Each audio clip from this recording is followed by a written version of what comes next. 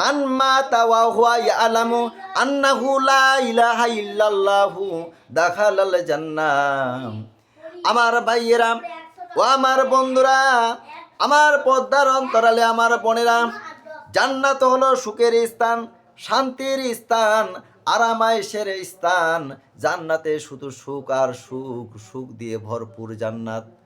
আমার ভাইয়েরা, সেই জান্নাতের সুখ পেতে হলে, সেই জান্নাতের শান্তি পেতে হলে, সেই জান্নাতে আরাম ভোগ করতে হলে যে কাজগুলো করা লাগবে তার মধ্যে আপনাদের সামনে প্রথমে বলছি, শুনে নেন।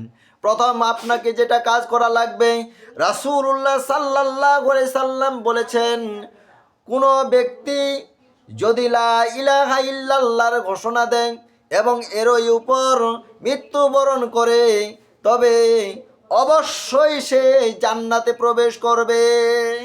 আমার ভাইয়েরা, আপনি যদি ঘোষণা দেন আল্লাহ ছাড়া ইবাদতের যোগ্য সত্যিকারের কোনো মাবুদ নাই এবং মুহাম্মদ সাল্লাল্লাহু আলাইহি সাল্লাম আল্লাহর বান্দা ওয়া তার রাসূল, এ কথা মুখ দিয়ে ঘোষণা দিতে পারেন, অন্তরের মধ্যে বিশ্বাস করতে পারেন, কাজের মধ্যে বাস্তবায়ন করতে পারেন, আল্লাহর রাসূল সাল্লাল্লাহু আলাইহি সাল্লাম বললেন সে জান্নাতে যাবে।